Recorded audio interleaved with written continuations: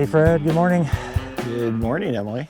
Where are we? We are at the Santan Regional Park. Yes, so like last trip that we did, we did the McDowell Mountain Regional Park. This one is in the south side of the valley, Yes, I would say. Very, very southeast. Yes, southeast of the valley.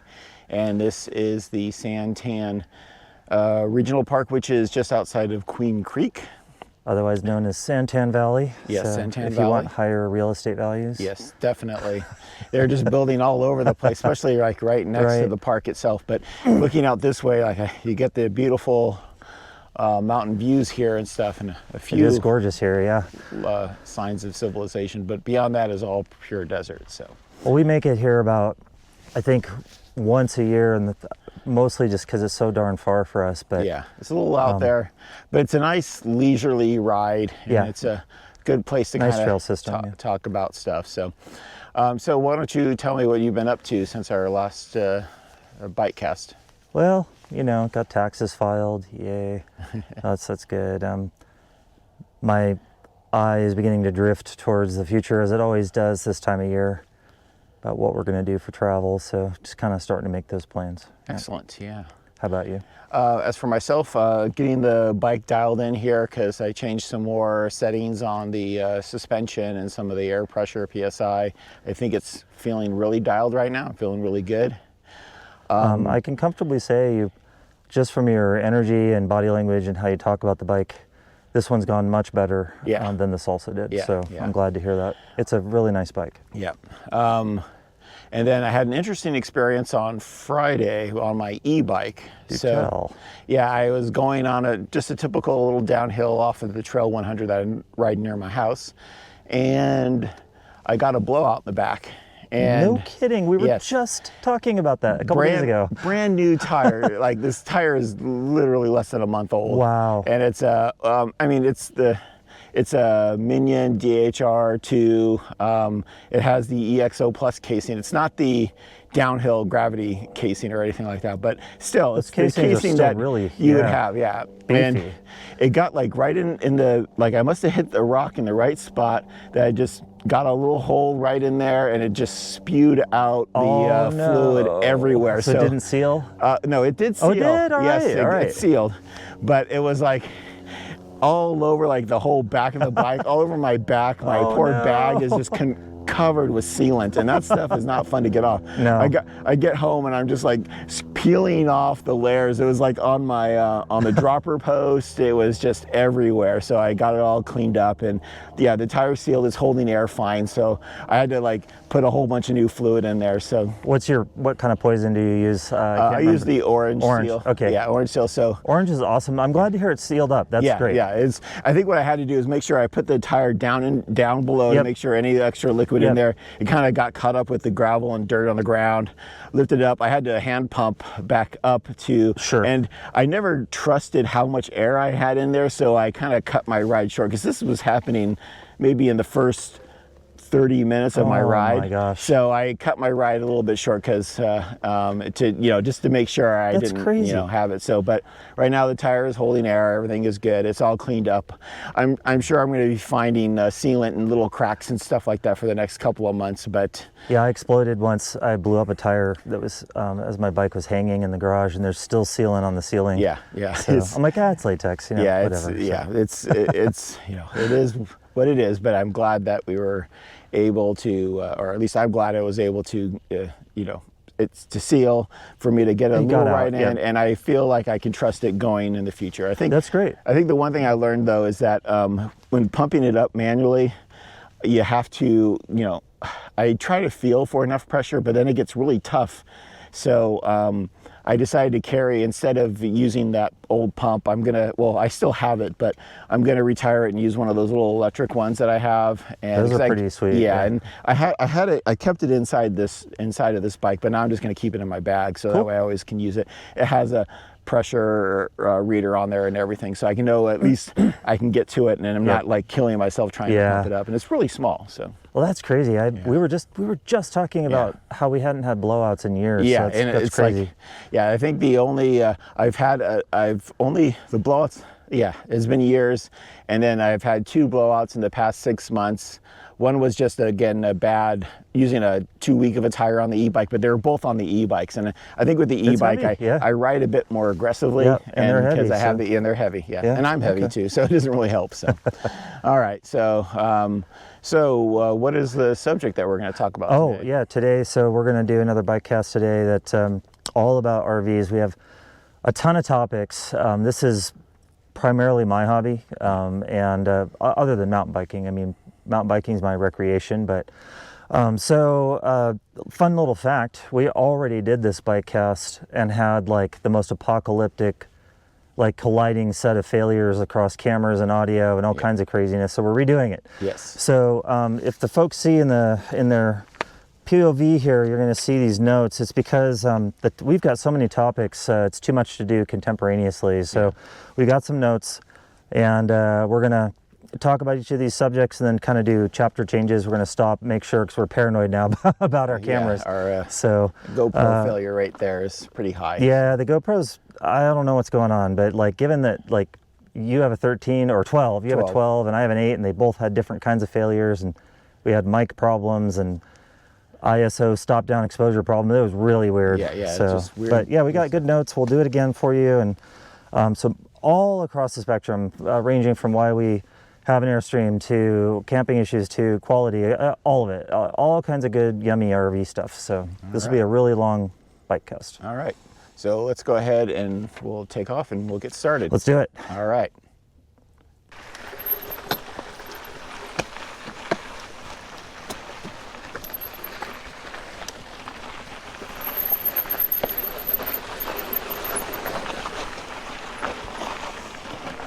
So just like all the regional parks here, we will hear some airplane noise because folks like to come out here and do training.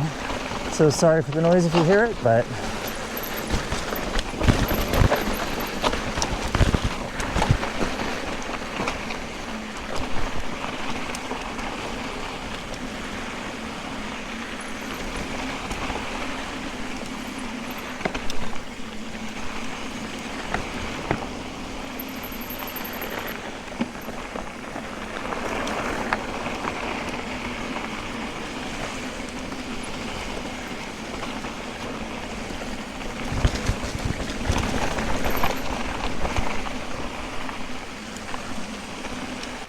All right, so to start off the conversation, Emily, let's talk about our last camping trip before the RV and basically the reason of why you got an RV.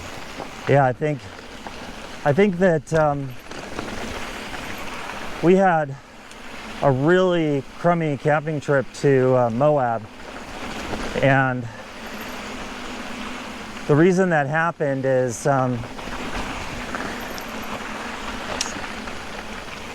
we had to leave a little bit later than we like in the year. Yeah, it was definitely a heat wave that particular year. Yeah, and so we ended up camping somewhere like, I think it was Grandstaff, but it was one of the campgrounds right on the river, and it was unbearably hot, like in the hundreds during the day. The tents were unbearable, the wind was unbearable, it was just absolute misery. You think us being from Phoenix, we'd be used to stuff like that, but not when it's not. You have to live in it. Yeah, Yeah, and like yeah. we did like the whole enchilada, and the shuttle gets you up there by, I think probably it was around 10, which was already too late. Yeah, And it was beautiful up at the top because you're at like 9,000 feet and it was 70 degrees and stuff, but man, you got down to the desert, it sucked. Oh, it was bad, and I was having preliminary signs of heat stroke and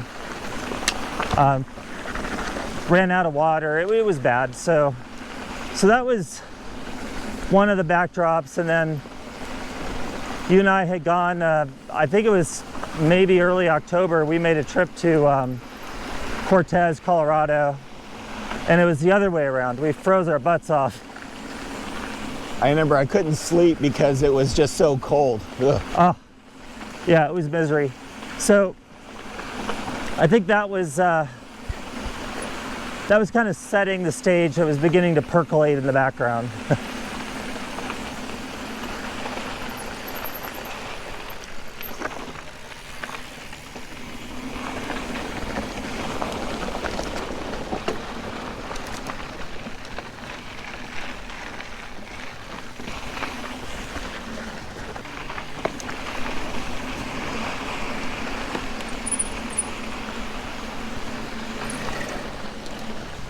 Okay, Emily, so you had a couple bad experiences. So what made you really want to change or go for the RV instead? Why did I start RVing? Yeah, in the background, some bad camping trips. While we were on some of those trips, I noticed people comfortably in their RVs. And, you know, I grew up for a couple decades in Denver and had many camping trips and considered myself an outdoor enthusiast. But I was getting tired of air mattresses airing down and cooking outside, and so it's a culmination of all of the outdoor sort of camping issues. And then I began to realize I was also beginning to have what I now recognize as a midlife crisis. And the way that was materializing is, you know, I don't feel happy carpooling or commuting, sitting in traffic, breathing fumes. And I did that for a long time. And I played the game. And I began to realize that, you know, what are the things in my life that I could do? Like what knob or dial could I turn, you know, that would increase my happiness? And mountain biking is one of those things. And I started to sort of think, like, I hadn't quite put it together this linearly, but, you know, RVs are an enabler. You can go places and get more riding. So I'm having, you know, the midlife crisis. I want to change my lifestyle away from more the traditional Gen X, dedicate your soul and your life to, you know, a company, and more living. And while this is all going on, a friend of mine calls, and similar age group, and out of the blue, you know, it's not like I sat down and had a conversation. I said, hey, I'm having a midlife crisis. He just called one day, and he says, my wife and I are selling everything, giving some of it away, and thank you. Good morning, just two. There's two of us.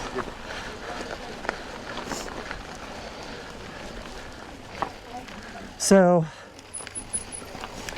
he says, we're giving everything away, we're selling our house, and we're going to go live full time in an RV. We would like to pass on your left if you don't mind. Thank you. There's just two of us. Thank you. So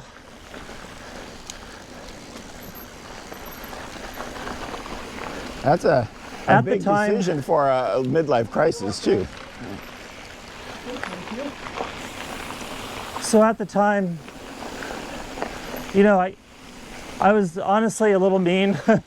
Like I kind of teased him a little because I hadn't quite yet myself, you know, realized how I was feeling, but that was it. Like I started to internalize what he had said, and, you know, I do think, like, I like to tease myself, you know, that I'm the recalcitrant one and Fred is the experimental one, but I absorb information, I'm pliable, and I think that cracked it loose. So I did actually, you know, begin to think about, well, if I did RV like my friend is going to do,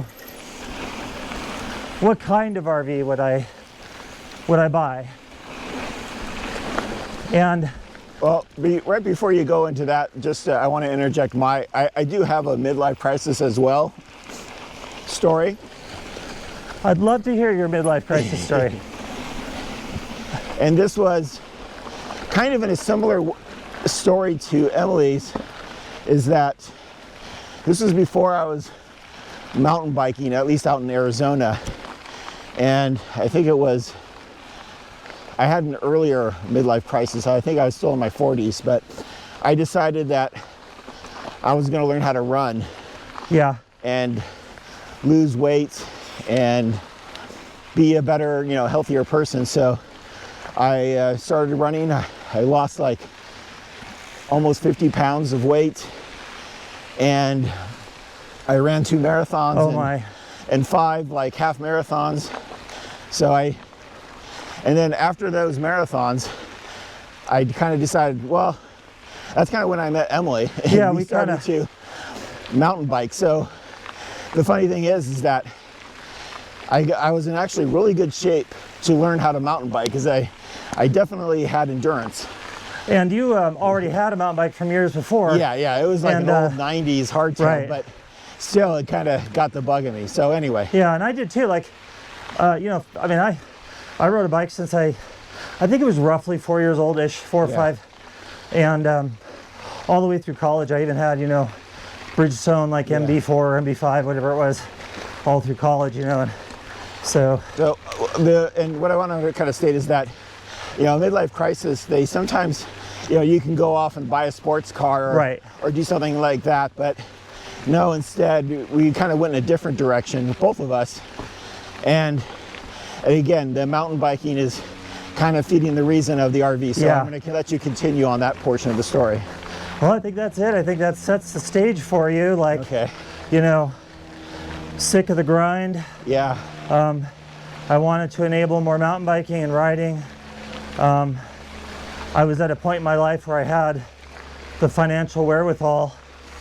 So that sets the stage for our next topic, which is, how did I land on an Airstream? Yeah, why an Airstream? Why an Airstream? So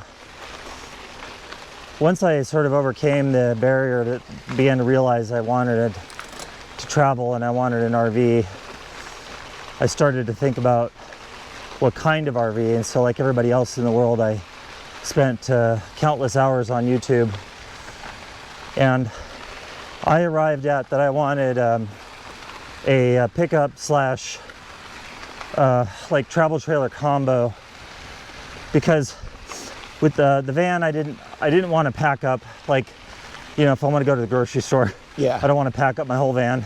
My friend, interestingly enough, did go off and travel, and he has one of his stories where they actually did leave some stuff behind to go up and go to the grocery store, and they came back and it was gone, so I didn't really want to pack up. Also, I wanted more room. I knew at that time, kind of part of the background story is, I knew I wanted to travel and work. So I work remote, and that's how I pulled this lifestyle off. Back then, even pre-COVID, the Zoom towns weren't a thing yet. This hadn't really broken through, right? But yeah, it was. I mean, we did a lot of conference calls at work. Yep. Like, I knew not the really technology. From home, yeah. Yeah, we knew the technology was there, but so something big enough to hold my hardware, because I have enough hardware, because I do write software for a living, so I need to hold my computers and a monitor and all that. And I didn't want, again, like a Class C or even a Super C. It's the same problem. I don't want to pack up everything just for a casual drive somewhere. And so the only other option besides a travel trailer was like a Class A or a bus with what they call a towed, T-O-W-E-D, and that's, like people with buses they don't want to pack up either, so they tow another vehicle behind them. Yeah. And you can see lots and lots and lots of YouTube channels, including, for example, Nomadic Fanatic, talk all about the trials and tribulations of a towed. So yeah. Then my criteria was, if I'm going to do a travel trailer, even back then, this is circa 2016, it was clear that RVs are widely known and understood basically to be garbage. And that's because most people demographically will buy an RV and use it, you know, maybe once or twice a weekend in a summer, and maybe after 5 or 10 years not even use it at all. Yeah. And so the manufacturers know this, so they make them cheap, like literally. But I knew that would not be the case. I knew if I was going to make a purchase like this, change my lifestyle, that I wanted something I could live in. I wanted something I could do generationally. A vehicle that would last the rest of my years on this earth. And that very, very naturally just leads you to Airstream. They're well known. They were well known for really good quality and being kind of bomb proof. Yeah. And so you know, I was Airstream curious, and I made an appointment at an Airstream dealer, and I spoken extensively with my spouse, you know, and we were aligned on the lifestyle and objectives. And so I set up the appointment, and we went out there, and I was, you know, I met a really great sales guy. His name was Denny, and you know, this was at a dealer that's gone through a few name changes, but they are now we are Airstream here in Chandler, Arizona. And I went there, you know, I was really guarded, like you are when you go to buy a car. But we stepped foot in the Serenity 30 foot, and I folded on the spot. I knew I wanted it. So it's International Serenity, right? Mine is a Serenity, and back then they had, it was called the International, sorry, mine is an International, and it's the Serenity trim. Okay. Basically the way I describe it is if IKEA made trailers. That's what it's like. Okay. So modern style. Yeah. Like just two of us. Hi. Like I don't much care for the classics. Yeah. I don't much like the lots of kind of the oak and brass look. Yeah, classic. But so which is funny because like you think of an Airstream and I think it's like, you know, mid-century modern styling, the Airstream in itself, right? Yeah. Which hasn't changed in years. Yeah, so that got the ball rolling. I got a loan from the bank. Now I would I would never finance through a car dealer or trailer dealership. I would get a good rate through my bank, and sold my car, got the truck, ordered the trailer.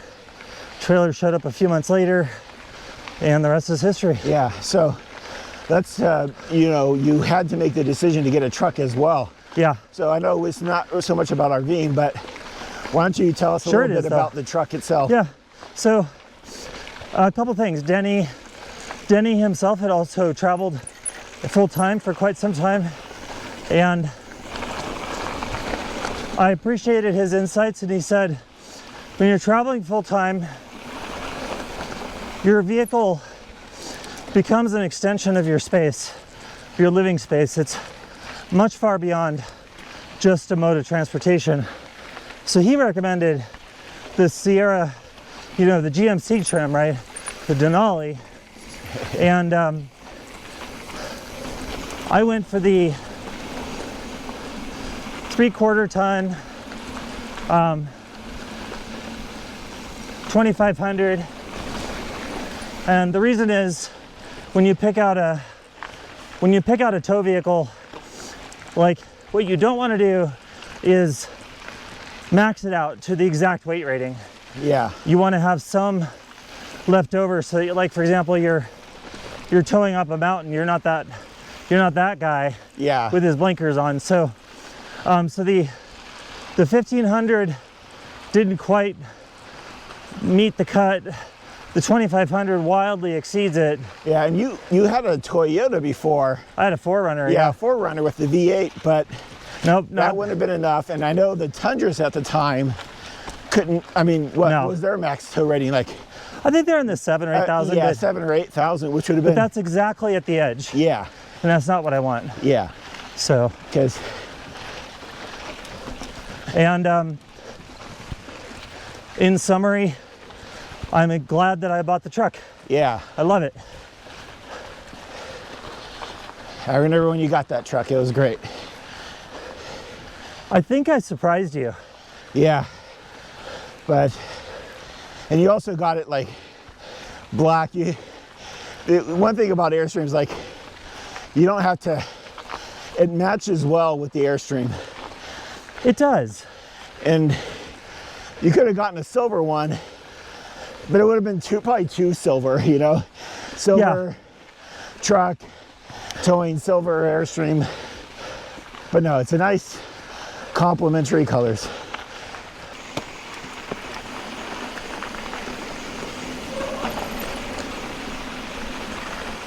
So Emily, we kind of talked a little bit about the styling there, that how your truck really matches well with the Airstream and everything. But so that, I'm sure that is one decision of why you know, what you like about the Airstream. But why don't we talk about other things that you do like about the Airstream? Yeah, the goal when I said I wanted to do a generational buy was to find something with good quality. And I think I slipped in. I think I got in the window before, you know, a lot of the private equity firms destroyed RVing. And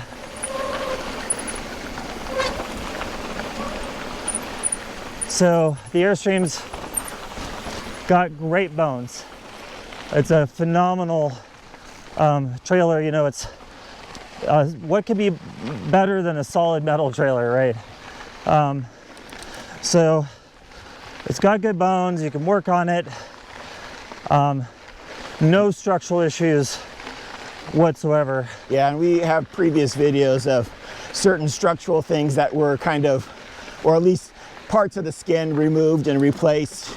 Yeah. Which is great because you can do those things. Yeah, so my trailer hasn't had any, for example, front end or rear end separation. And you can work on them. Yeah. So the segments can be unriveted and replaced, and we have done that. And of course, the iconic look. That just, nothing beats the timeless look. Yep. And we discovered, as soon as we got the trailer, people stopped by, and the first question, it's like a protocol. Yeah. The first question is, what year is it? Yeah. So I remember the one time you let me borrow it, and we're kind of cruising through the campground, and I just hear like kids look, Airstream. Oh, that's fun. Yeah. Also, I appreciate they tow very well. Now, I've never towed a white box trailer for comparison, but They're very steady. I do have a weight distribution hitch, so they don't oscillate or whip back and forth. That's the Blue Ox thing, I think, or what is it called? And you know, I would never ever recommend like towing on purpose in red flag conditions, but I have been caught 2 times. One time really dramatically, actually, in legitimate red flag conditions, and it's terrifying, but the trailer did just fine.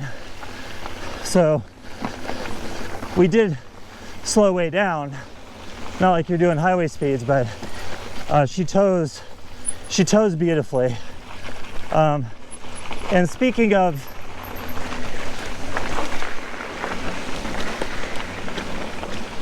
working on them, you can, for example, you can lift them because they don't have as good a clearance as the white boxes do. So yeah, I remember that first trip having some clearance issues to get into the spot. But that's again only certain scenarios. Not enough for you to have to do a lift yourself, right? Yeah, the lift does require something of a facility, so we would have Rob do it almost certainly.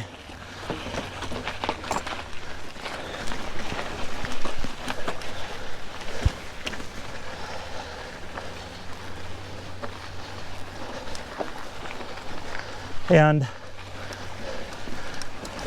that's what I like about the Airstream.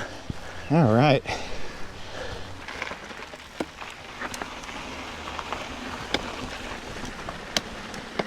Okay, Emily, so we've kind of gone through what you like about the Airstream. Tell about some of the things that you don't like. So this isn't exactly a dig at the Airstream, but Airstream is limited, you know, to the same appliances that all the other manufacturers are limited to. And we talked about that demographically, you know, people don't use their RVs that much. So the manufacturers for the appliances know this, and they're trash. They don't last. They fall apart. I've been through multiple furnaces, problems with everything. Refrigerator, stove, carbon monoxide detector, all the orbiting componentry is trash. But it's that's not really something. There isn't a differentiating brand in that area. Like there's marine, and a lot of marine stuff makes its way into RVs, and there's RV, but yeah. So I know some company that competes with, what is it, Dometic? Or, and it starts with a T, like Thermador or something. I can't quite remember the name. But either way, like, again, all of these, you know, manufacturers and stuff, they're all using, like, I'm sure they probably buy these things at a pretty good discount too, right, to put in the RVs. Oh yeah, I mean, so Atwood Dometic is like the biggest, one of the biggest, and there is a new guy on the block that's trying to make a similar form factor furnace. And for example, the problem with the Atwood furnace, and it's a problem we have constantly, is the sail switches are, it's a switch that, you know, stops your furnace from catching fire, so you need to have it. And it signals that it's safe to light the furnace because it's got combustion. But the sail switches are, they're incredibly chintzy. You know, just two of us. Hi, I'm the last one. and they get clogged with pet hair. And so there is a company, for example, that's making a new furnace that uses like a pressure diaphragm to fix that particular issue. And I hope, I just can't even express like my enthusiasm. I hope that they succeed, because you know how we were talking about, you know, the how the industry, you know, that the manufacturers have consolidated to just a few. The same with the componentry, you know, Yeah. and it's ripe for sort of like a SRAM-like takeover where you could come back and actually do good quality. So, Yeah. but so the next issue is the Airstream. The door handle is a terrible design, and a couple of years ago, I went to go grab the door handle. I was in the Airstream. I'm talking about the inside door handle, and it broke off in my hand. And through no small part of incompetency on my part, but also, you know, a degree of alarm, or not quite panic, but close, I broke the rear window trying to get out of the Airstream. And you know, I called them and talked to them about it, because you know, I was very disappointed in the response, because I was on Airstream's first ever customer council, and I found them to be very nice people, very responsive, very open, very interested in their customer feedback. And that was not my experience this time. They all but gave me the middle finger, unrepentant. And the door handle on the Airstream, you know, the Airstream door weighs somewhere in the neighborhood, it's pretty incredibly heavy, like somewhere in the neighborhood of 75 pounds. And the other issue with my trailer, you know, the door is never quite fit right.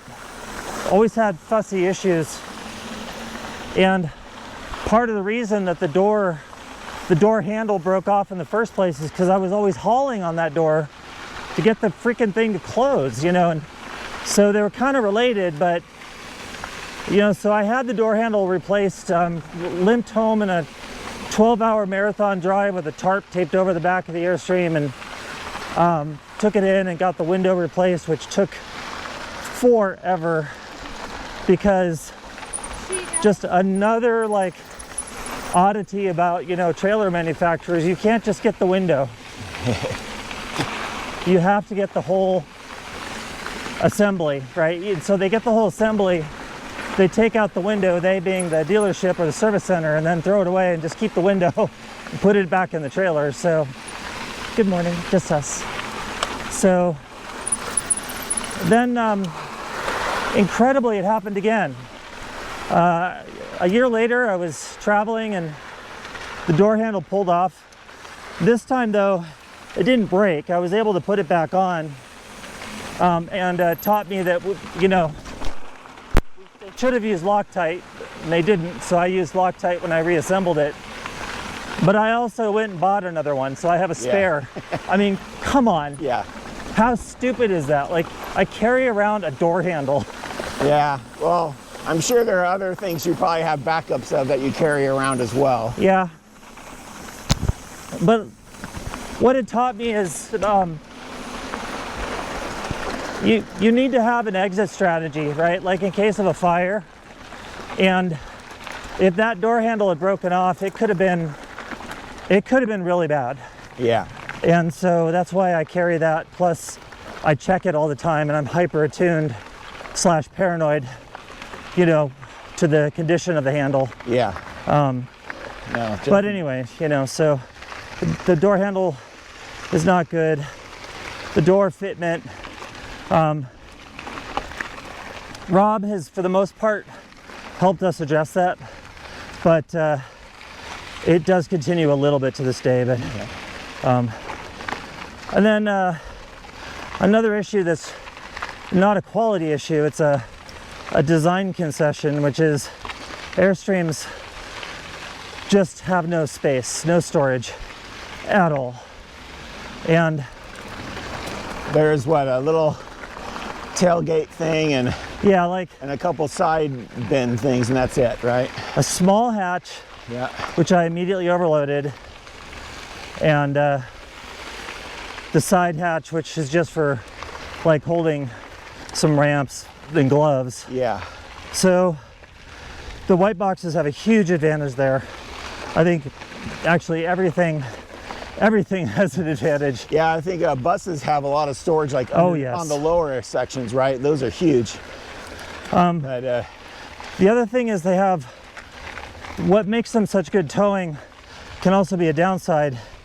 You know, they have very low clearance, and the clearance is actually shockingly bad.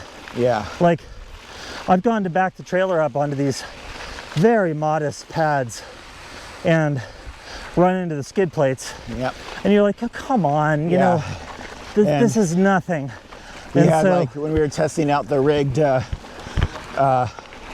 bike, the rack on the back, and you know, just turning around the corner from on my street, it scraped just going through the streets. just going on the Yeah. streets. Yeah. So there are, Dexter does make a lift kit, and I think it lifts at maybe 3 inches. And I've watched quite a few videos of people who have done this, and they have positive reviews, and I don't see any particular sentiment that it changes the towing quality. So Okay. I would love to do that someday. All right. Yeah, I was wondering if the towing quality would go away a little bit because of that low center of gravity. Yeah. Let's see what else. So, you know, the Airstream is a brand differentiated, market segmented sort of Rolex watch. You know, it's not a $3 million bus, but so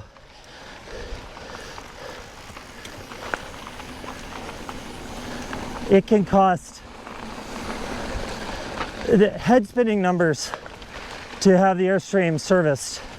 And we've been to a number of service centers throughout the country over the years, and Including the headquarters once, right? I sure did. Yeah. And ironically,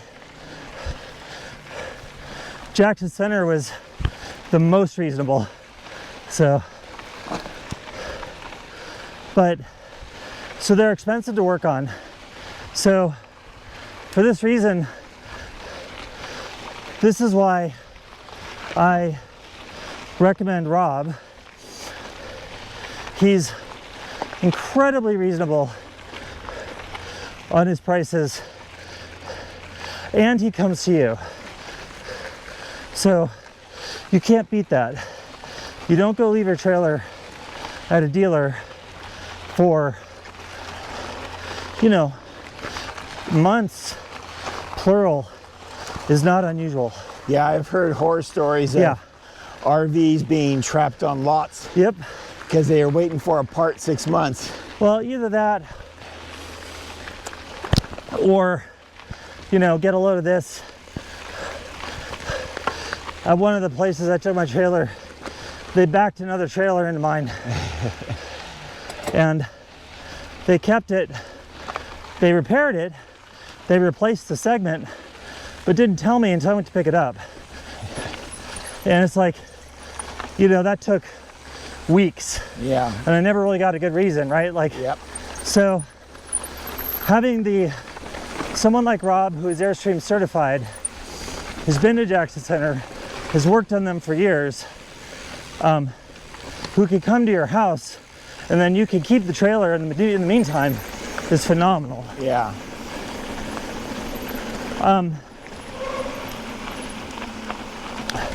And then finally, I guess Fred you have like thoughts about, not necessarily specifically on the Airstream, but I think the clear signal that's emerged is you're not a real fan of towing in general, right? Yeah.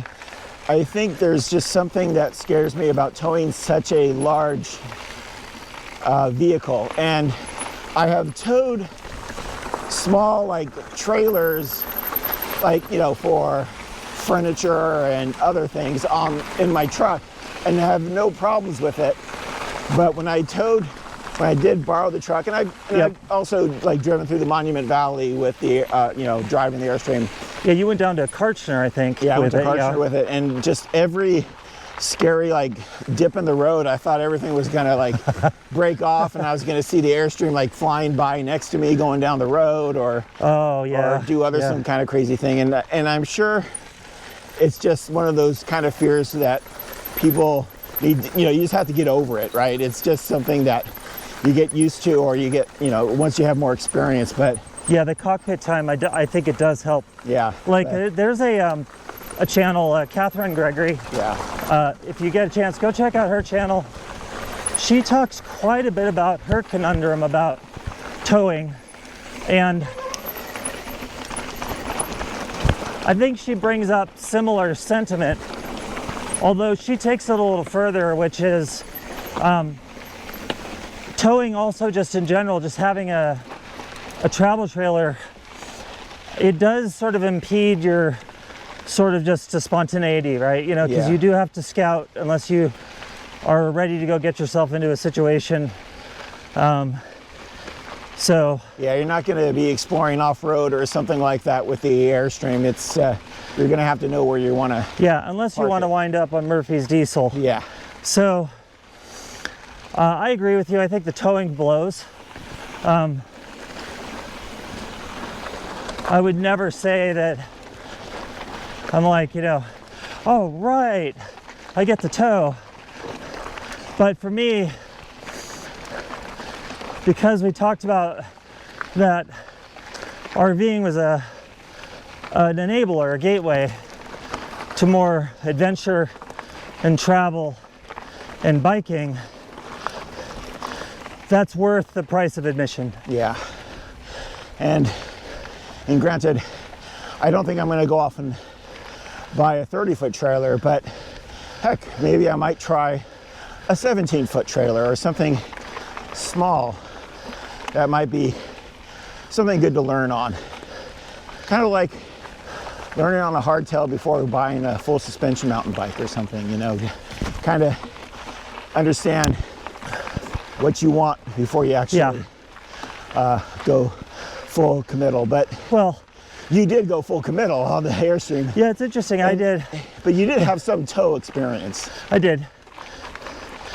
Someday I can tell a story, but I towed quite a bit in college for work. Yeah. So, I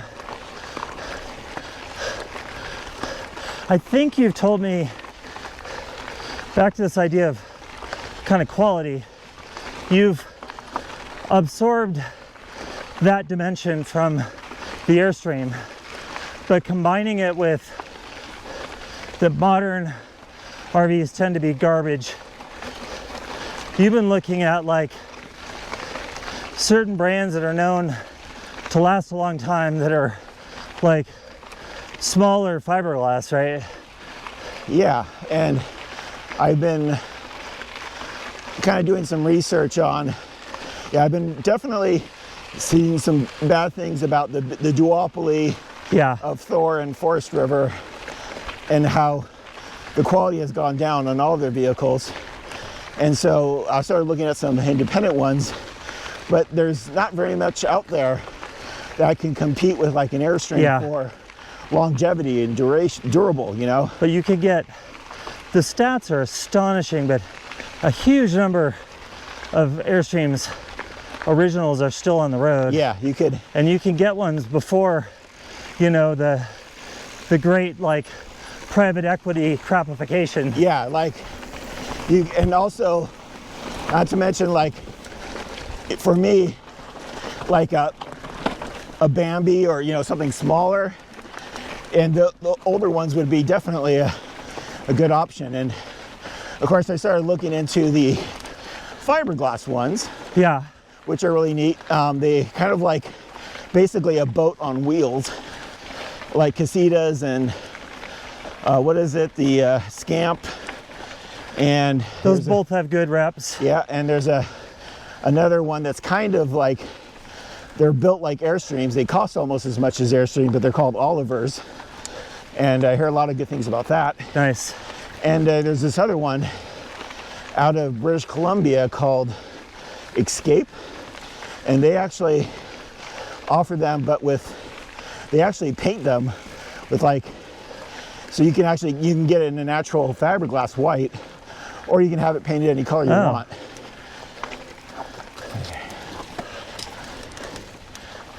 Just the two of us. Good morning. Hi. Have a great day. Thank you. So those might be interesting options. Maybe get a used one and see how that goes. Because Yeah. again, Well, lots of fear on a big trailer still. Morning. good morning. Just two. So, if folks are wondering why they don't paint Airstreams, Airstream did try that in the 70s, and they came up with a brand called Argosy, and I have bumped into those from time to time on the road, and I love them. Yeah, they Very retro. very have a unique style. Especially I've seen ones and they've been repainted and they can look, they could be 50 years old and still look pretty good, or at least 40 years old at least. So, All right. Well, we'll move on to our next segment. All right, we are at the top of the saddle for the Dynamite Trail out at Santan. And this is one of your rewards. You got South Mountain, downtown Phoenix, Camelback, I don't know, Superstitions, yeah, Gold Canyon, I think and Santan. Four So- Peaks is probably like up beyond there too. Yeah, I don't think we can quite see it from here, can we? No, it's Yeah. kind of like a profile edge there. But yeah, beautiful view, gorgeous day. The great greening seems to have paused a bit. Yeah, So a little bit of rain in the past couple weeks, but it's definitely turning brown, and it's what, February 1st today, right? So oh my gosh, February 1st already. yeah. So what's our next topic? So I think we're gonna talk about that first year you had the Airstream, or Yeah. at least when you got the permission to work remotely, and you and Tina kind of took off to live in your Airstream full time. Why don't you tell us about that? Okay, so wrap your head around this. I went to my boss in early 2017 and I said, like, the trailer was delivered, I think it was March or April of 17. We did that inaugural mission. Then I went to my boss and I just explained essentially everything that we just talked about. Midlife crisis, what I want out of life, everything. And incredibly, incalculably, my boss said, literally, he said, okay, go. It was that simple. So we jumped in the trailer and headed out for a year. And so, in no particular order, one of the things that caught us off guard right away is, now that you're part of the club, you're part of the nomadic counterculture. You get out on the road and you discover lots of people have done this too. And so finding room at campgrounds and RV parks last minute, which somehow I just didn't cover that topic on my learnings, So it was a shock to the system planning, and that led to the second shock to the system, which is, you know, RVing, it can vary wildly in cost depending on how you do it. And, you know, arguably the least good way to do it is RV parks all the time. They can be fantastically expensive anymore. I mean, this is 2026, and a routine, nothing, you know, nothing crazy, typical cost, you know, can be 70, 80 bucks a night. And that's a mortgage payment if you did that full time. Yeah. So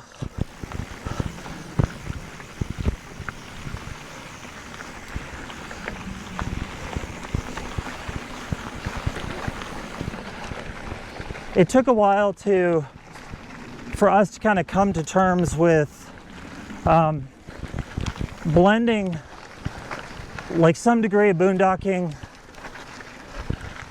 you know, that kind of free is free culture with, you know,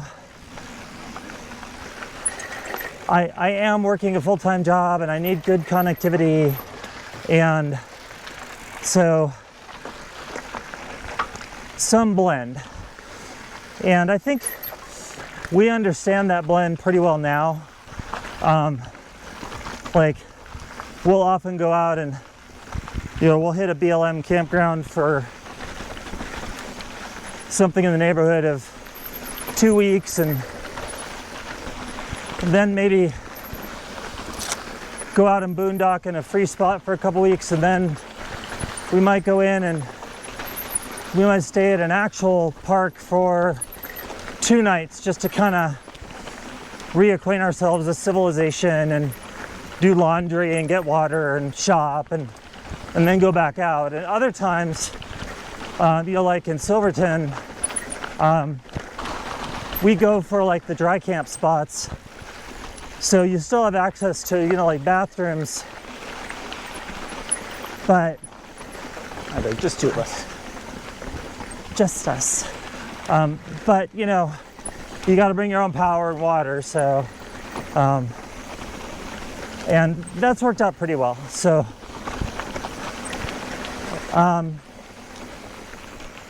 one thing we didn't anticipate is, Thank you. There's just 2 of us. just 2. I sort of assumed, and this was a very bad assumption at the time, that a new RV would be like a new car, like very few problems at the beginning, and then it would start to age. And that wasn't the case at all. We had a huge number of problems, and, you know, in fairness, this wasn't necessarily specifically Airstream issues. Like, you know, I customized the crap out of my trailer, and I had, you know, a satellite dish put on it, and Wi-Fi antennas, and the folks that did that work didn't seal the, you know, the work, and so that we had a leak, and but there were some Airstream issues. Like, I discovered some workmanship quality stuff, and what we didn't anticipate is the dealers or the service centers, you know, like on the upside, Airstream has a great dealership network, and, you know, we were having trouble with air conditioners, and hi, just 2 of us. So, you know, they were really good about honoring the warranty, but the bad side was they wanted to keep the trailer sometimes for like 6 weeks, and we're on the road. And if you check out, like, Happily Ever Hanks is one of the channels, they go through similar stuff. Like, what do, you know, if you're on the road and you have to vacate? And for us, we did a blend. The first time it happened, thank God I was able to stay with family, and it was weeks and weeks and weeks. And so it was sort of this awkward, like, blend of going from visiting family to living with family, waiting for the trailer. And again, like, part of that was, you know, in order for Dometic to cover a stupid air conditioner under warranty, they had to do all these measurements and prove it. Yeah. And then the air conditioner had to come freight, and that took weeks. And then you have to wait for the service center to carve out time and get the authorization from Airstream. And so that sucked bad.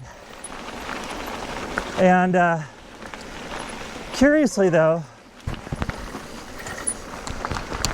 one theme that's emerged on the Airstream is the older it gets, the fewer problems I have with it. It's like we've worked out all the bugs. Yeah. So again, that probably talks a little bit about the quality of the fresh build there a little bit. Of the base build, yep. Yep. Yep. So let's see, living full time. Yeah, there are just two of us. Hi. Just the two of us, thank you. Hi, I'm the last one. So let's see, another interesting thing is we rented out our house. I have a sticks and bricks house that nowadays I live in about half the year. But thank you. hi, just here. So I rented out the house, and that part went great, by the way. Like I no complaints. I found a property management company to take care of the rent, and thank you. We found some really great folks, and that was extra income. It worked out great. No complaints. But some weird side effects were that, like, my certain financial institutions, for example, like my 401k, they wouldn't let you list just like a traveling mailbox as a permanent legal address. And so it led to some, you know, I think it like shows the friction that our society has towards, you know, a bit of that nomadic counterculture, you know, like, oh no, you can't travel, like. Yeah. So also it was a bit of a drag because the state of Arizona is like really hostile to diesel trucks. And so, well, it depends on the county, but in Maricopa County, you have to go in yearly and have the truck emissions checked. And so, you know, you would have to, you know, make your way to the state at least once a year, which, yeah, we did, but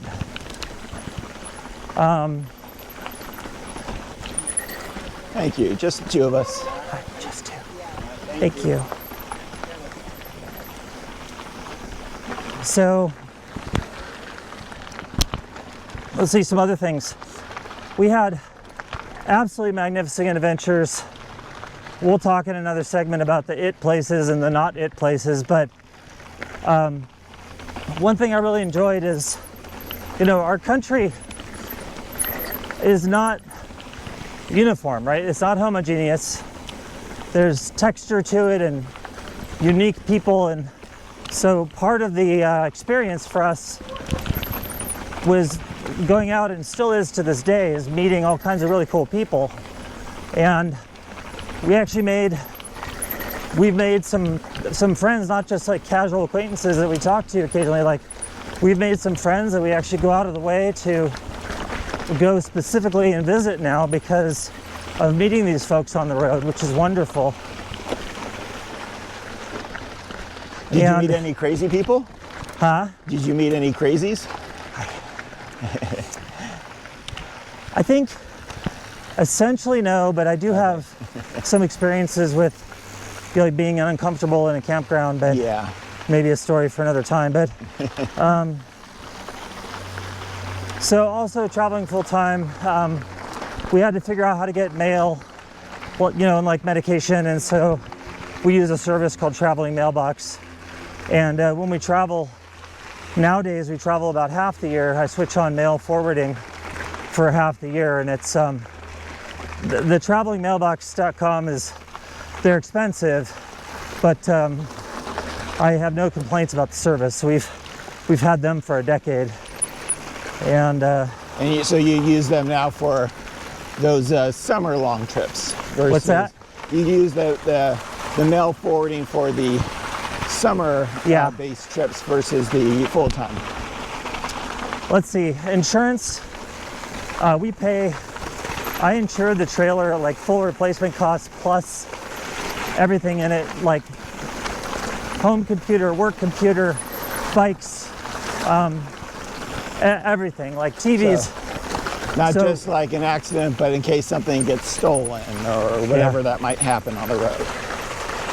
And it's expensive. I mean, I'll just say it, like the trailer insurance is very expensive. So,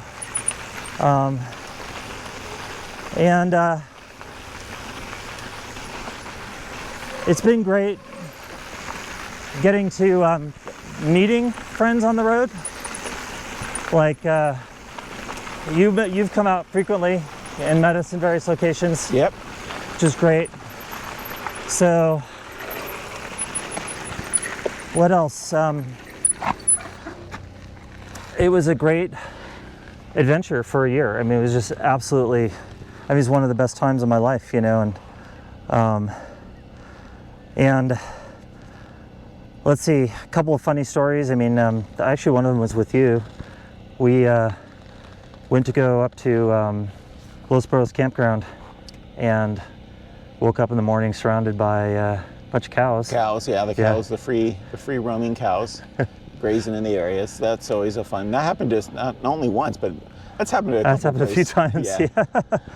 And then what was your experience? I know this isn't exactly a full-timing story, but what was your first time waking up in the Airstream? So it was on that you know, basically the initial run to kind of test everything out. So that was also like, I think it was, didn't we have to stop in Kayenta because we were on our way to Moab. We had to stop in Kayenta. First time with the trailer. First time with the trailer, and it was like the fan cover or something like that, the super fan or whatever that thing is, it like broke off or something.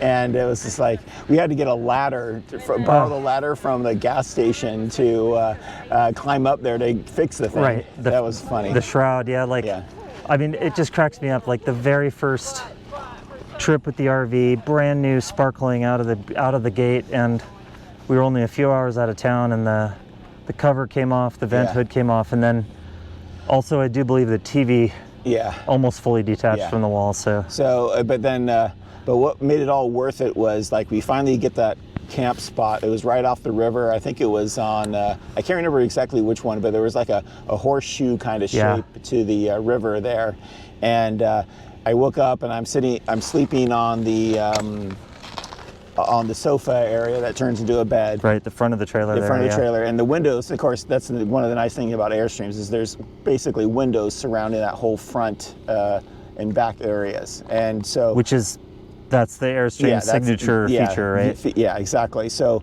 I had basically the drapes were open, and I just look out, and the sun was rising over the mesa there, and it was just like, wow, I'm lying here, I'm like in nature, but not in nature. But warm and cuddly. Yeah, warm and comfortable. It wasn't like I had to get out of my tent and put on a coat or something like that. But I was just sitting in there enjoying the beautiful scenery, all just from lying on the sofa. And I said, well, it can't get any better than this. And so like you forget all the bad things that kind of happened, and then it was like that was the great thing. And yeah, I would recommend, again, folks go to Catherine Gregory's website or to her channel, and she talks a ton about how for her trailer, she feels like pulls her out of nature. And I'm definitely, I respect the opinion, but I'm not at all. For me, I don't fall into that category. I thoroughly appreciate and absorb, like, I can go out and do this, I can ride, I can be up in the Rockies, I can go explore mines, and then you just go through this transitional boundary and you can be back in your home, and your home is wherever you go, you know, and I love that experience. And you know, like our kind of tradition, every morning when I wake up in the Airstream, wherever I am, I go and I sit outside and drink my coffee, you know, and absorb. But and then one last little, like, just you know, some funny RVing stories. But we stayed in St. Joseph Peninsula in Florida, which is kind of in the Panhandle, and it was a fantastic place to stay. But one of the oddities is the time zone from Central to East Coast changes right there, like on a knife edge. And so there's like signs in all the restaurants and stores around there saying, don't trust your phone, the time zone here is blah. And so we had a few incidents of like showing up, we went to go get breakfast, and they were like, they're like, oh, you must not know yet, right? Like we're serving lunch now, but just go down the road, drive 15 minutes and it'll be breakfast time again. I mean, that's exactly what we did. So, and then another thing I just like about the Airstream is I find myself, like, as I'm laying there drifting off to sleep, I sometimes count the rivets, you know, just all the bumps on the ceiling, you know, and I call it counting rivets instead of counting sheep. That makes sense. Yeah, so there you go. Yeah, full timing. Thumbs up. One of the best times of my life. We still travel extensively, but I give even more thumbs up if you have the means. The half lifestyle is even better for us, because you go out, you beat the crap out of your Airstream, and then after about 6 months on the road, I'm like, man, I cannot wait to have a washer and dryer again. And then you come home, and then right about now, I start to get itchy again. That itch is like, okay, I want to be back on the road. Yeah, yep. It's like, I love my laundry, I love my long hot showers that I can take at home. Exactly. But then I miss, you know, and then I'm like in the pollution and the noise, and so. But like the advantage is now, Rob's going to come do some work on the trailer, and you have a chance to like kind of marshal your resources, do it in a nice controlled way. You don't have to like evacuate where you're home. You can work on the trailer and get everything how you want it, and then off you go for another 6 months, you know. So all right, we'll move on to our next topic, I guess. All right.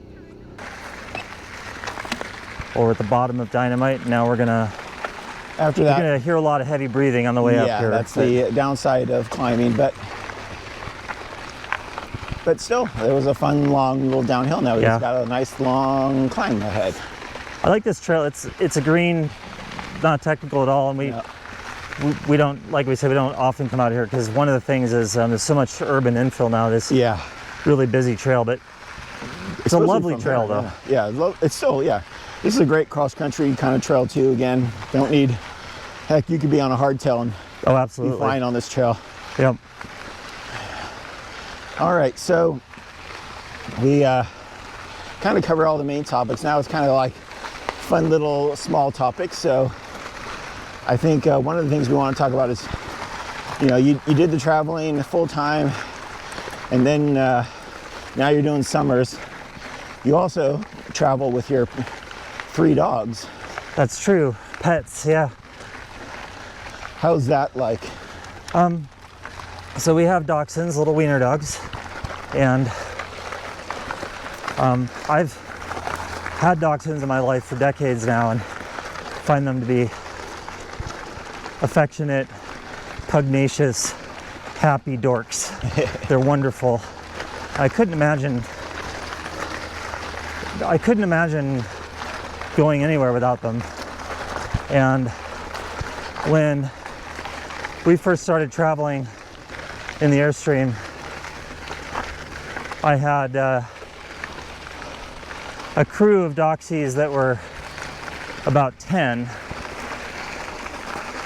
and they were, I don't remember really consciously working out a plan exactly, but you know, obviously house trained, and you know, they were bulletproof. Like, they just somehow, they understood, you know, the door was going in and out, and they would ask to go out. They'd make it through the night, and no issues. Yeah, and you would have taken them also on just camping trips before you had the RV as well, right? I absolutely did, yep. Yeah. Yep, lots of camping trips with the pups. And they passed about 3.5 years ago, 4, somewhere in that neighborhood. And when I say they, you know, we had 2 sisters and then a rescue, but they were all the same age group, and Doxies lived to about 15, and that's about where they made it. And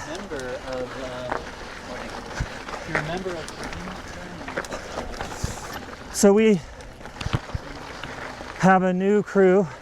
We did do a video about them a few years ago, and they're about 3. And we think things didn't go as well as far as the potty training went. We think it's because we headed out on the road with them right away. I mean, they were 7 months old, you know? Yeah. And so we do put a piddle pad out for them at night. And yeah, like you could do crate training. For my value system, the way I prefer to interact with my pets, that's not me. So they're good, but not as good as the other pups were. And there's just no feeling like watching them experience life. Like chasing butterflies. We took them to the ocean, to the beach. Really, it cements for me that, you know, I'm one of those people where experiences are enhanced by sharing them. And you can share them with your partner, but that extends to our pets. So I deeply value our pets coming with us. Wouldn't do it any other way. Yeah, it's always fun to see them. You kind of bring that really big kind of X-Pen thing. Yep, we put up a bunch of X-Pens, and we make a huge outdoor for them, and virtually all, without exception, RV parks you call and ask are fine with that. Yeah. What we don't do, which is one thing we love to kind of harp on, but we never ever leave ours unattended. And we also never ever take our pets anywhere off leash. Yeah. And it makes us insane when people do that, but another topic. Yeah. So. I've seen some like travel trailers that have like a leash hookup or something to attach them to the RV itself. But again, since they are Dachshunds, they fit in those pens. Are they? You know, they're not going to escape or jump over the pen itself. So it gives them some freedom. And like at that place in Silverton, Colorado, it's just really nice to see because they have a nice big grassy area to play around in. And they love it. And digging in and looking for grubs and other things. Just they love digging holes and. Yep. So that's always nice to see. Yeah. And just for the record, I also have dogs. I have 2 standard schnauzers that are they're awesome 45 dogs. Pounds apiece. But yes, they're very, very good dogs. All right, so let's, you know, we had talked about, you know, the pet hair getting in the furnace thing and stuff, and the solutions now to that. They know why. Yeah. Now, there's a lot of changes with RVs coming, like with a lot of ones that are going into like full electric. Yeah. Versus like using propane, or they have Not to mention powered ones that actually have driving the rear wheels. Hi there. Did we see you guys go down? Yes.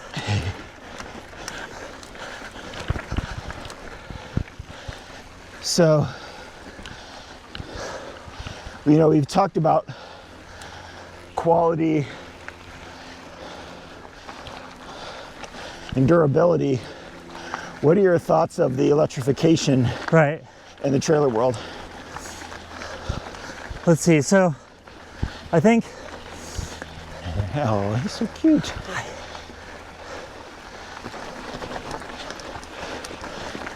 I don't quite understand the economics of it, because the price for them Thanks. is Just two of us.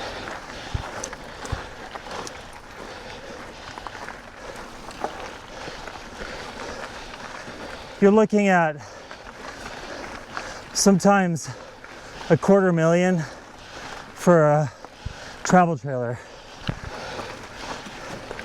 And for those kinds of costs,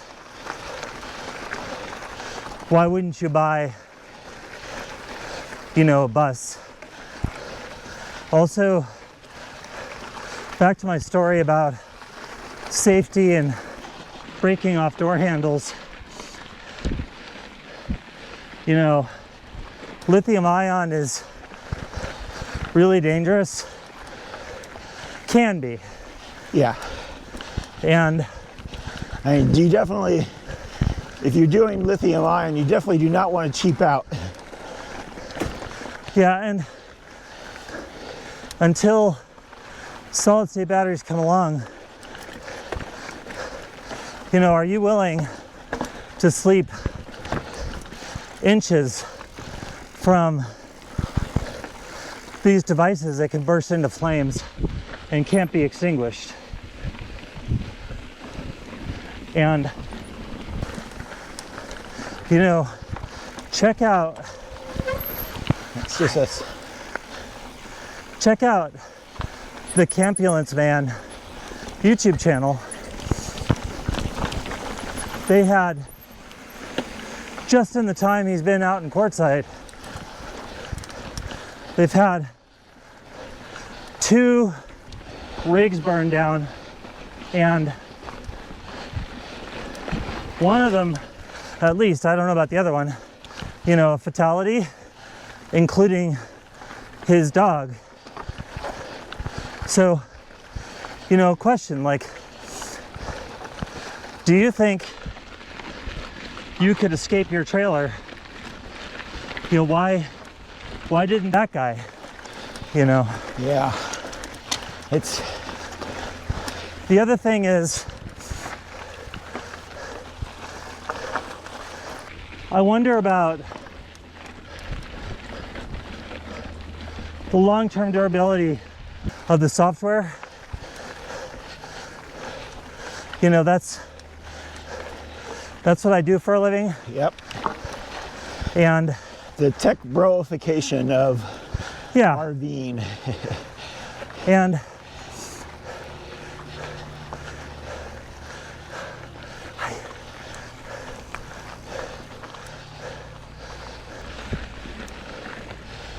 you know, ask yourself this, like,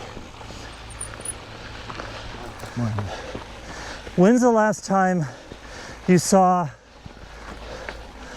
a consumer grade device last? Like your Ring doorbell, your phone, your Roomba. Like, nowadays, devices are designed to last a few years. Yep. What's the term? The shitification of products? And crapification, yeah. Crapification, yeah. Hi. So, I can assure you from my personal experience that when you are I think it's basically trying to tell them that. out in the field and it's snowing, the last thing you want is to try and pull up the stupid touch panel on your stupid embedded software system to run your trailer when you could just walk up to a thermostat and turn it on, right? Exactly. And go check out, again, Happily Ever Hanks. They have exactly this issue. They can't get their smart system to boot up. Thank you. We also see it like in a lot of the EVs, right? Like they have a touchscreen for everything. Yeah. Versus simple knobs. And I it think seems it's like some of those car manufacturers are actually kind of going back to some basic knobs, so at least when something goes wrong with the touchscreen, you can at least still do something. Yeah.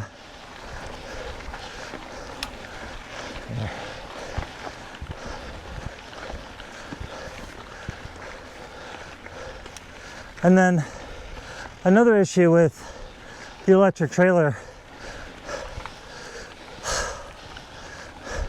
any part of your trailer that folds, moves, rolls, it's a wear part. And one of these trailers I saw, you know, massively expensive, roified electric trailer, has cloth siding. And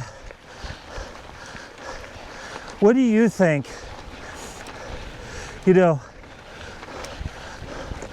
putting that thing up and down, if you're living full time, cycling it 150 times a year?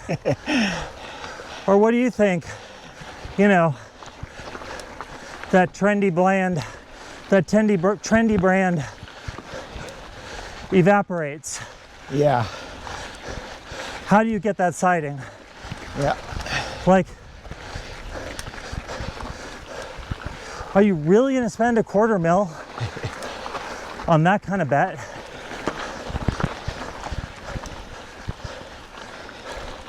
Thank you.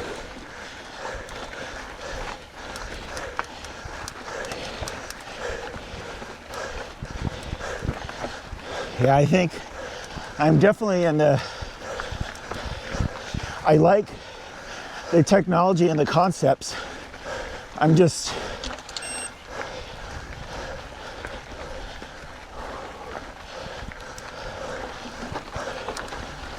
thank you. Just the two of us.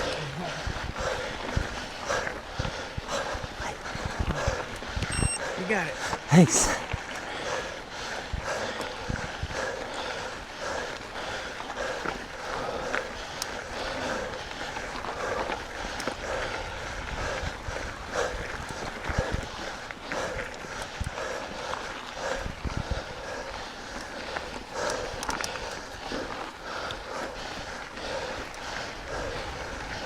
Thank you. Just two of us. Compared to you guys, I'll kick an ass. Oh, thanks.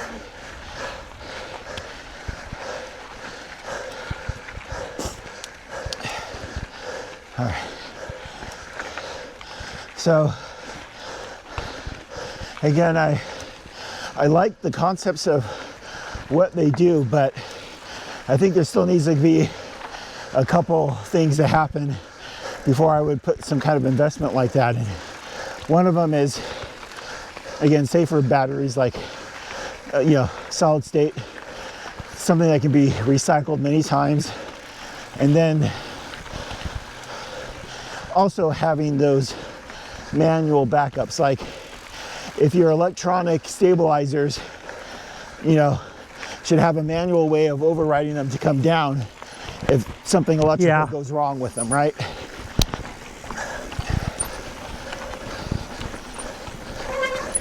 And I passed on the electric awning. Yeah. And Thank you. Just the two of us.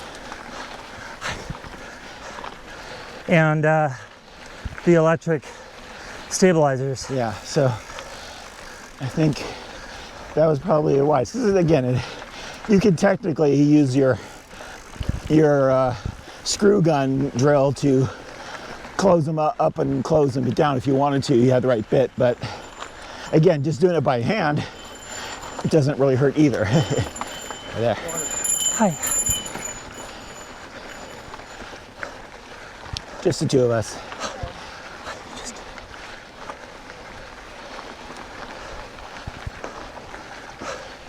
A little note on trail etiquette. Normally Fred and I always ride with our timber bells Yeah. with this kind of traffic, but we decided not to use them because they just smoke the audio. Yeah, so, and we're being pretty slow, and everybody has actually been quite polite and Yeah. easy going on this climb. I think they're used to the traffic here, so. All right, so let's talk about our favorite item you got for the Airstream. And not to mention, it is your lifeline, is the generator. Yeah.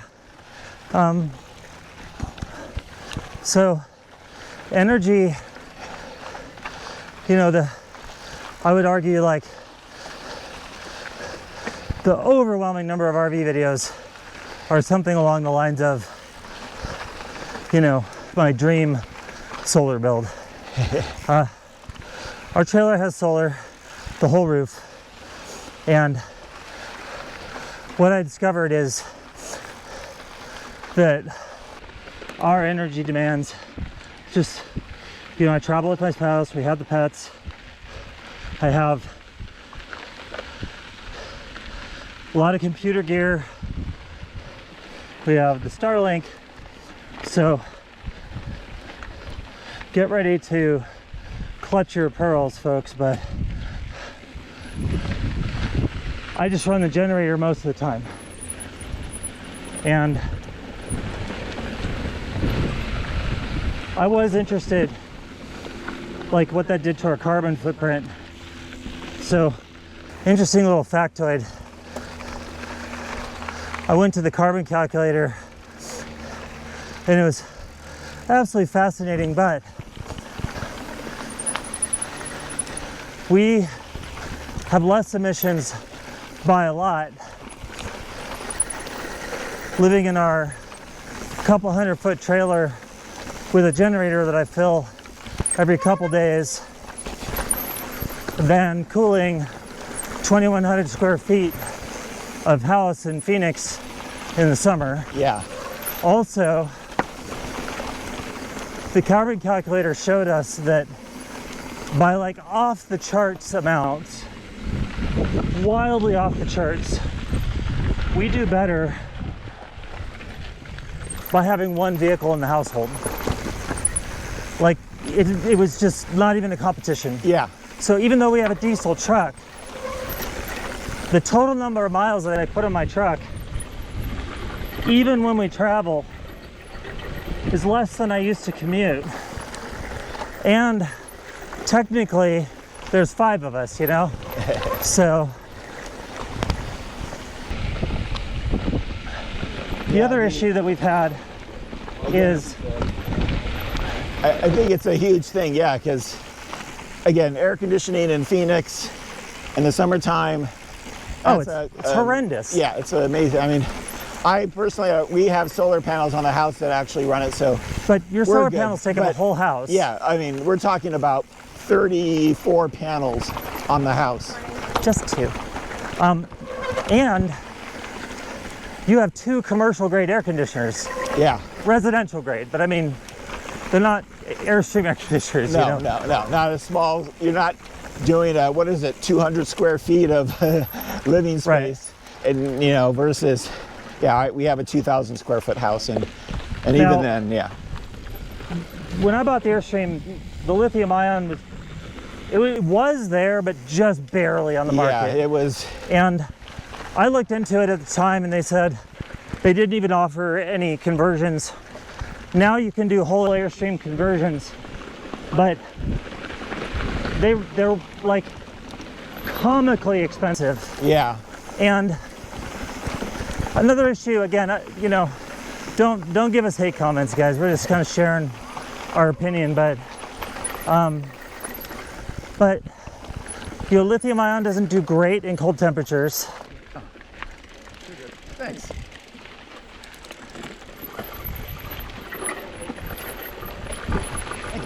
Hi, just the two of us. Thank you. Just the two of us. So,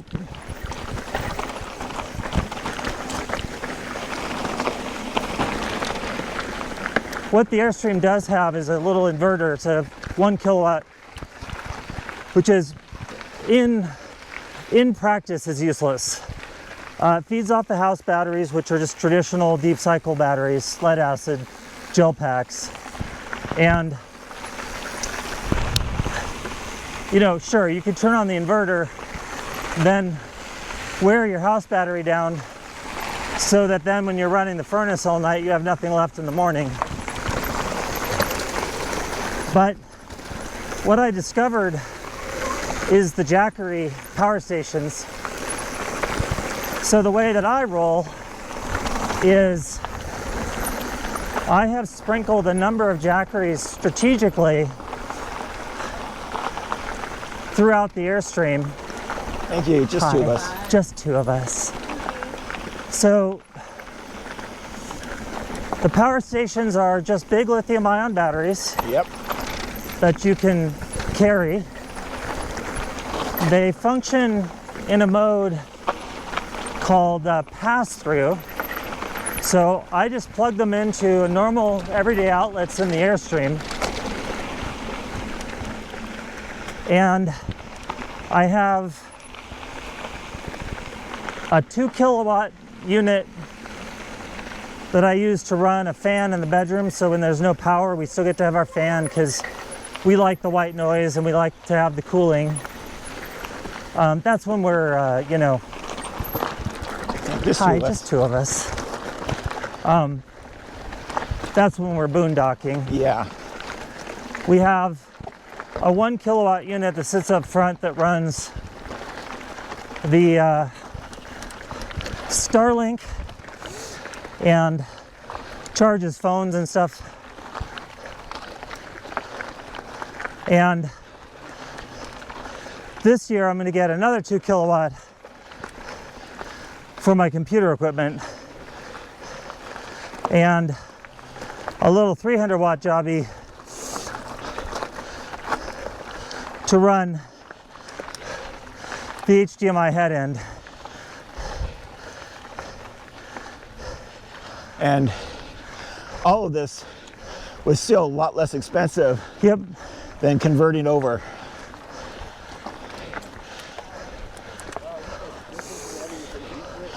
And one thing I really noticed on like the last trip after you had gotten the Jackeries was when we're, you know, we're at a campsite that still has rules about no generators after 8 o'clock. So the Jackeries can let us still watch our movies and our shows.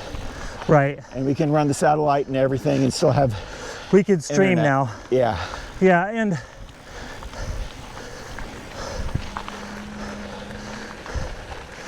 the I configure them for slow charging pass through.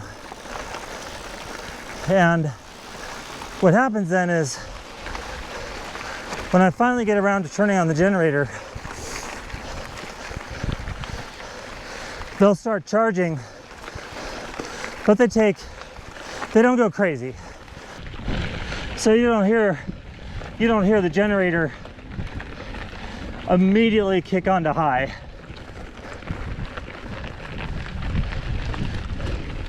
So kick on the Jenny, slow charge during the day, then at night I can still run everything. So it's like, and the nice thing is I can take them with me. You can take them outside, you can move them around. Yeah. So it's like, almost like a better version of a whole Airstream conversion. Heck, I could even charge my e-bike on one of those if I had to. I have do believe a 750 watt hour battery in my e-bike.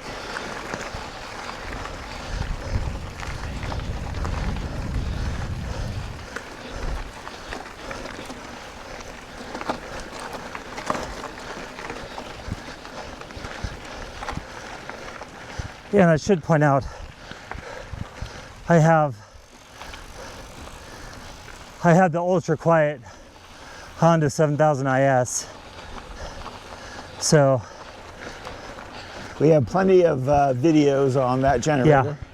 Yeah, most of the time, unless we're running the air conditioners, that thing chills at its lowest RPMs. Yeah. It's very quiet. We even did the first video in that series. We got out a sound meter, so yep, you can go check that out.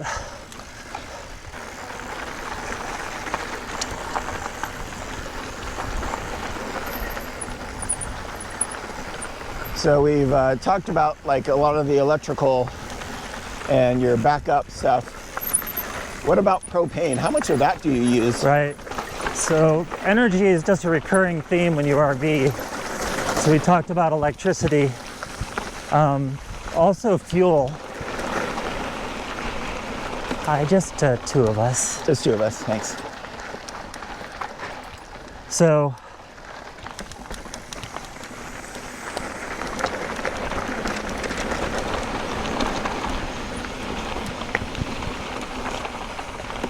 my Airstream is equipped with a good old-fashioned propane furnace. Also propane, it's a dual mode, but a propane water heater and propane stove and oven. And when the furnace works, it's fantastic. It's a beautiful heat, consistent.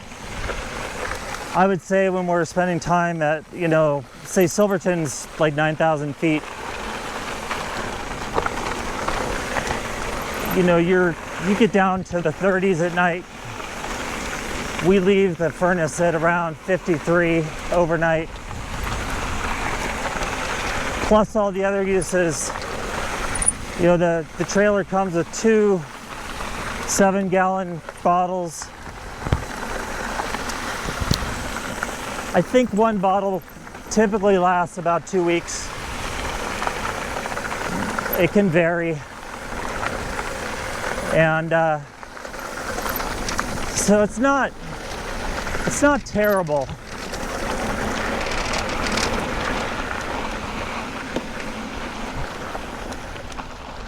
You know, it's not terrible managing the refills and stuff on the road. Yeah, it's probably pretty common places to get their propane refill. Oh yeah, I mean everybody has it. Tractor Supply, I mean everyone. Yeah. So I love the external connector for doing the barbecue grill. oh yeah, it's grill. pre-regulated, yeah. Yeah, I love that because it's Yeah, I forgot about that. You're right, the barbecue. Yeah, I like to cook outside more than inside. So, you know, you got to manage the propane. Then, of course, I have a diesel truck. And then finally, the gas generator. So, it's a little ballet. Yeah.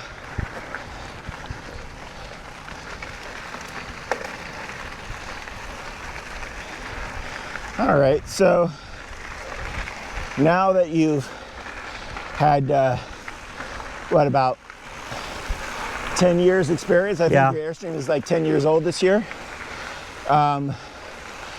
What would you do differently?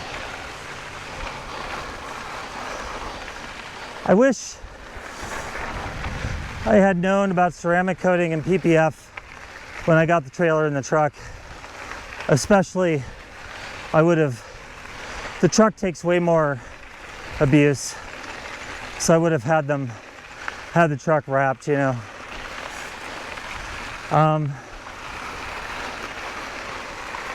You know, if in an alternate world, if I had sort of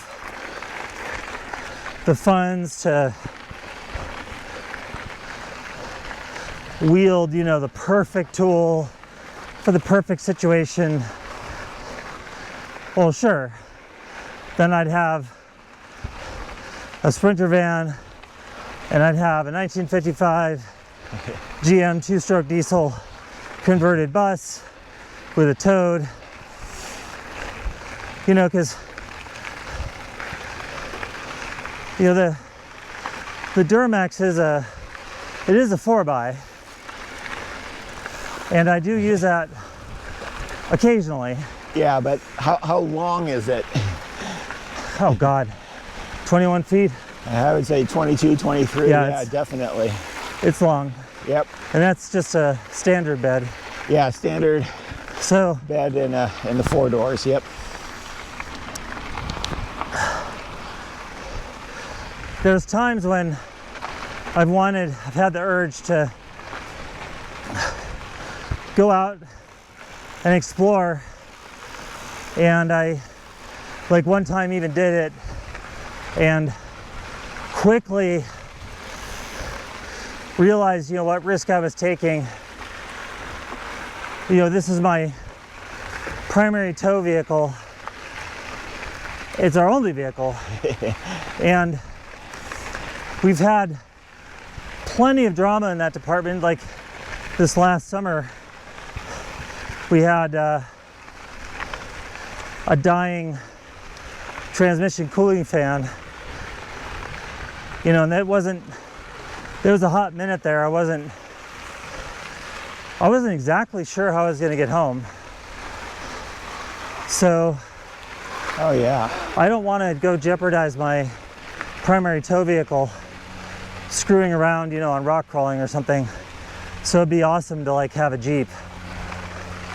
But that's in a alternate world. Yeah. So,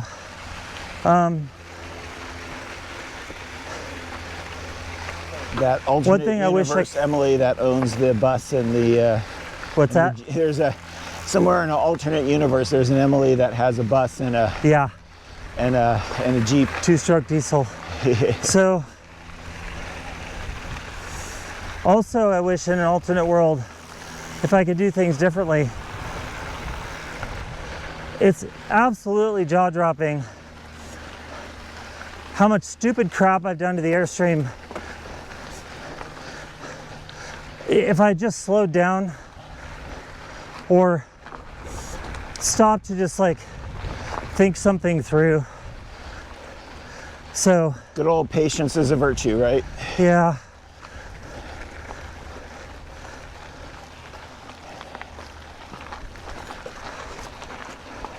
And you know, it's taught me that like speed and hastiness and RVing don't go well together. So, you know, I've learned, but I would prefer not to have dented the Airstream in the first place. So I'd do that differently.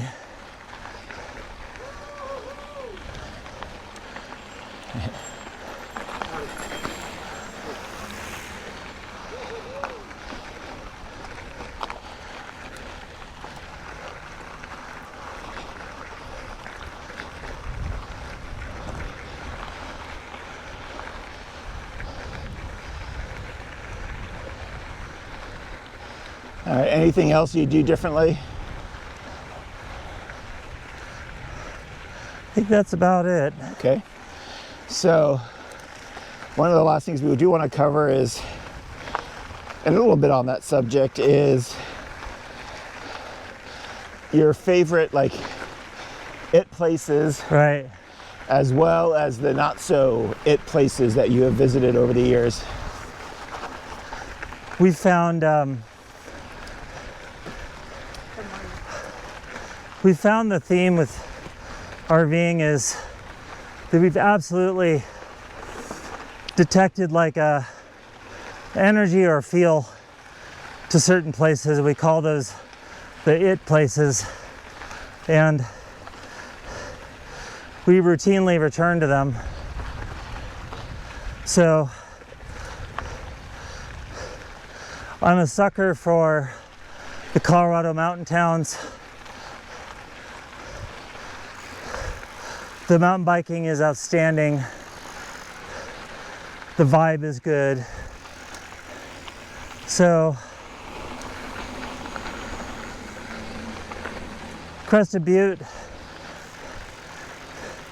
if you can afford it. Yeah, that is definitely of all the trips that I've made and visited you, the Crested Butte was by far my favorite.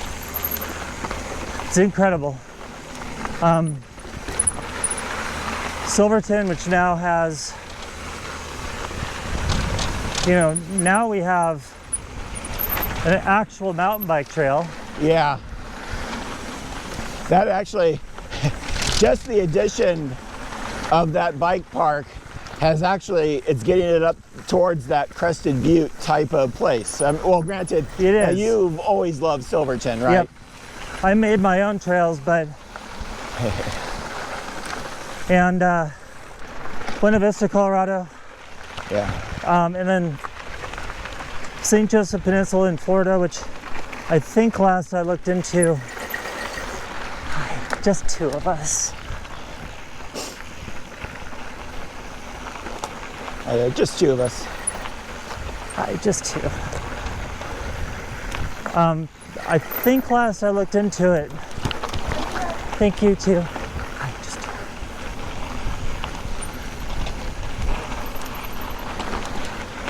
I don't think you can camp there anymore because a hurricane cut off the park, but it was phenomenal. So Went while it lasted. And then,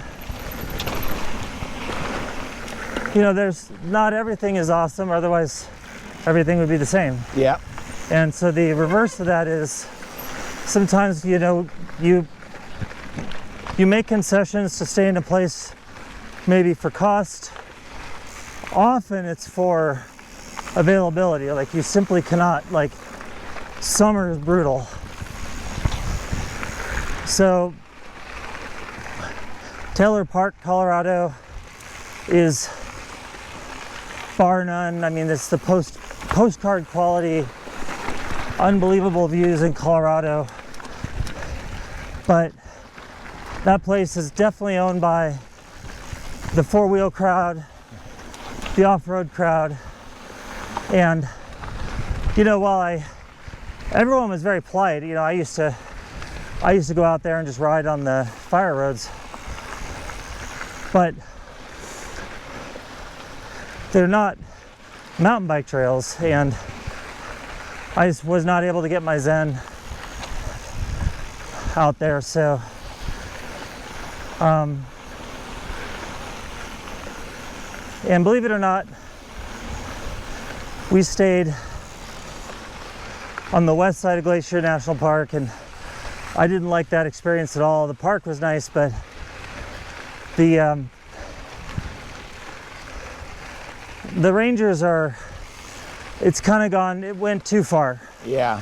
Like they're trying very hard to preserve a very, very heavily traveled park. I get it, but it got to the point of the punitive threats and little notes and talking to other people going through it too. They had a generator allowed section, which is where we were, but then you find out, it's actually only at meal times. So we had a lot of trouble getting through, actually, energy-wise, and working. And and then you'd go to the no generator section, and then all the campers there would do is they just they turned on their cars and just idled them. You know, so Kind of the workaround, right? yeah, just and you know, we didn't have a great time in Alpine, Wyoming. Like that was kind of, you know, nothing against Alpine. It's just that was a concession. Like we were heading up to Jackson, Wyoming, but we couldn't get in yet. So we stayed in Alpine, and it's like on the map, it looked great. Like I had an RV park, it was on a river, right up against the national forest.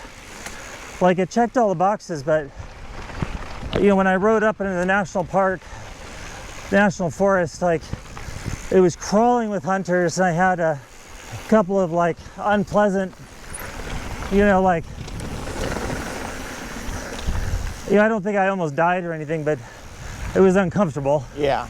And yeah, then the river's there, but it's like in name only. It's like this super chalky, super steep bank thing. So it's like, yeah, you could go, yes, there is a river, but not like where you could go put your feet in or something, Yeah. you know. And so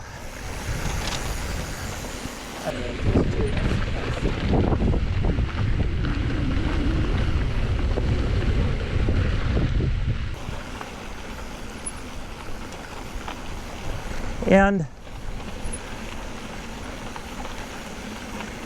also the North Fruta campground, I think there's a major misfire there because it's a fairly expensive BLM campground, relatively speaking, and so you pay, you know, your money to stay there, and they don't have water. And here's the most important part: like Okay. they don't have trash. Yeah, that was And very bizarre.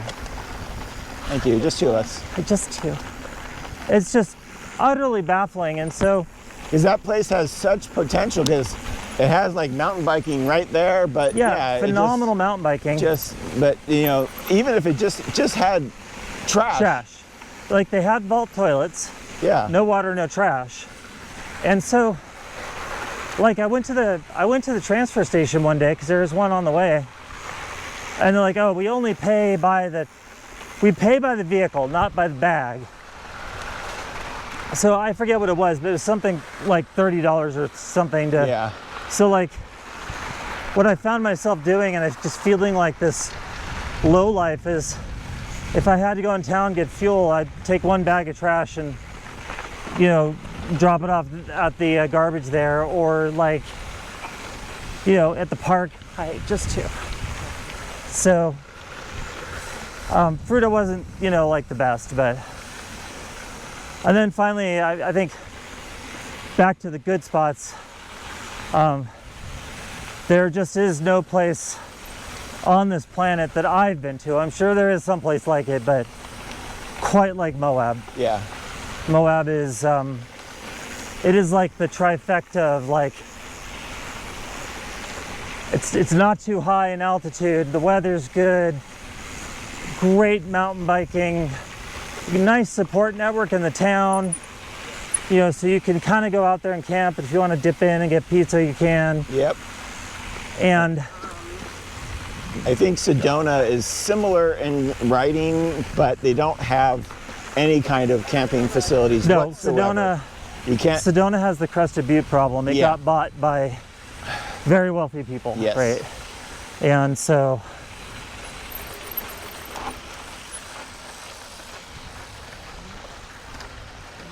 good morning. Pass on your left here. I'm the last one. Thanks.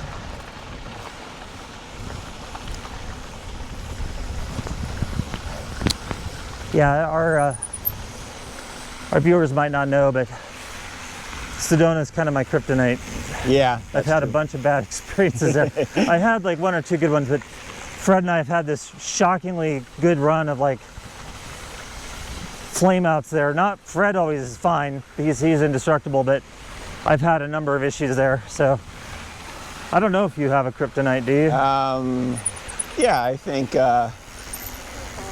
my kryptonite, I think, was trying to climb the hills in Crested Butte at elevation. Oh, yeah. That was my kryptonite. Gotcha. Like, Yeah. coming from, like, it's, we're not at sea level here, Yep. but we're only like 2,000 feet. But you go up to 9,000 feet and try to climb a 10% grade, it just kills you, and you don't have It'll enough. destroy you. Yeah. Emily has had the advantage, and that happens in Silverton too, but Yeah. luckily, like, they approved the e-bikes, so it makes it a little bit better. It's one of the rare times ever that I can ride better than Fred. Yeah. Yeah, and the last place, I guess, on the not great list for us would be Santa Cruz. We found a pretty sick deal. Like, you can get a spot right on the harbor. They rent out these slips. They're limited to, like, I think you could stay there a week. So it was a little bit of a drag, but I know why they do it, because they don't want everybody taking the spaces. But But the facilities there just weren't yeah, so any, right? but so in principle, I mean, Santa Cruz is like, checks all the boxes. You're on the water, good climate, awesome food, good culture, and it's Santa Cruz. I mean, you got Santa Cruz bikes. Yeah. There should be good riding, but we just found, like, it was just crawling with people. Yeah. And where we were staying, it was difficult to get out of town up to the areas where we'd ride. And then the riding, a lot of those trails are, like, sort of unsanctioned. And so, Yeah. so it was, I'm glad we did it, but we probably won't do it Yeah, again. that first trip to Santa Cruz, you were probably at a better RV spot, and we did have fun. We did some fun exploring trails, Yeah. but it was good for, like, just a couple days. Well, I gotta, full week. Towing in California blows. Yeah. California has this law, like, there's these signs everywhere, 55-mile-an-hour max for trailers. Yeah. And it just craters your time, right? Your towing time. And then, there's, like, the chumps like me that actually observe, the law. And then you're being, like, blown away by semis and other people towing trailers that don't care. So, Santa Cruz is in there. I mean, it's really hard to get to. You got to Yeah. go through all these mountains, and so you really have to go out of your way to get to it. And it wasn't for us. The juice wasn't worth the squeeze. But Yeah, and I know you had similar problems in Lake Tahoe area too. Like, it's Tahoe is brutal. Yeah, it's just too small. Yeah. It might be better for van lifers, but not great for full 30-foot RVs. So Yeah, van lifers, I think it would be ideal. But just a little pro tip, like, Tahoe doesn't like cell towers, so the reception there is heinous. yeah, But it's so overgrown, it's also difficult for, Starlink. yeah. So connectivity there is a bit of a trick. So there you go. Everything in the world that we know about RVing. All right. Well, in that case, everyone, hope you enjoyed, Peace. and have a good week out there. 3 hours, 13 and a half miles, and I screwed up there. We had 1,250 feet of descent, 1,224 feet of climbing, although Emily had 1,300 feet of 1,300. Our climbing. computers never agree. Yeah, I think it's because you have the higher end, and it probably just takes a better recording. More sampling. Yeah, more sampling. It I could don't be. know. Yeah. Anyway, all right, it's a good day. It's always a good day. Right? It's always a good day riding.